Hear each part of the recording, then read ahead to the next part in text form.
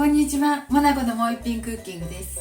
今日はね、最近乾燥した、野菜というかフルーツというか、その紹介をしたいと思います。ハックルベリーのね、乾燥しました。ハックルベリーね、これハックルベリーの冷凍ものです。ハックルベリーはね、ブルーベリーよりもアントシアニンが何倍でしたっけ？5倍も6倍も8倍も多いんですよね。だから目にいいと思って、ハックルベリーしました。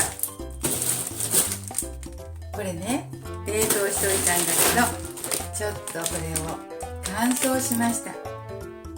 そしたらこんな感じになりました。こういう感じです。ハックルベリーはね、甘さも酸っぱさもあんまりなくってね、あんまりそれだけ食べるとあんまり美味しくないのよね。それなので、どうしてもジャムとかにしてお砂糖いっぱいで食べると、お砂糖食べるんですけど、そしたらお砂糖いっぱい取らなくちゃいけないから、そんなに体にいいと思わなくって乾燥してみました。で、乾燥したらね、きっとサプリメントみたいに食べれると思って、栄養がほら濃縮されてるでしょ。こんなに縮むから、そうしてサプリメントみたいだとちょっと食べるとね、味もなんもないからちゃんと食べれるんですよ。だからこっちの方がね、体にいいと思って、そしていっぱいこの冷凍のをね、ジャムにするのもいいんですけど、今回は乾燥しました。で、毎日ね、5粒ぐらいかな、適当に口に入れてね、食べたら体にとってもいいと思います。ブルーベリーもしたんですけどね、ブルーベリーはこんな感じで、アントシアニンがこんな感じ、違う、ハックルベリーがこんな感じだから、こちらの黒いのがハックルベリーで、ちょっと黒みが薄いのがブルーベリーです。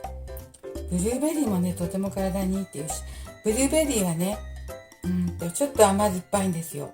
だから食べやすいんだけど、これは本当にハックルベリーは味がないっていうか、何もないからサプリメントみたいに飲み込めばいいけど、これは噛んでもね、ジューって甘酸っぱい汁が出てきますよ。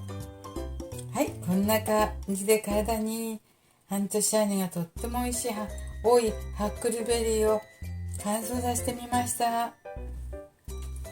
栄養いっぱい取ろうと思って糖分、いらない糖分は取らないで栄養だけ取りたかったので乾燥してみました。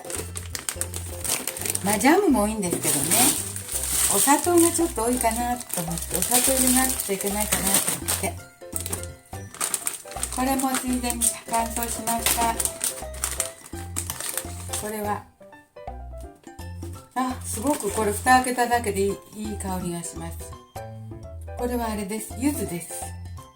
お茶碗にね、これを入れてね、お湯を入れてね、飲んだら柚子の香り、紅茶に入れてもいいです。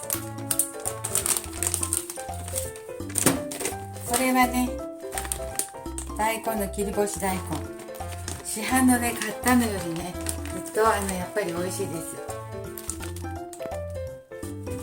買ったのよりもね、食感もいいしね、食べ応えがあって美味しいです。こちらはゴーヤです。ゴーヤもちょっと水に戻してね、煮たり炒めたりしても美味しいです。夏じゃなくても食べれるのでいいかなと思って。これは青唐辛子ちょっと取ったの乾燥してます。こちらニンニクです。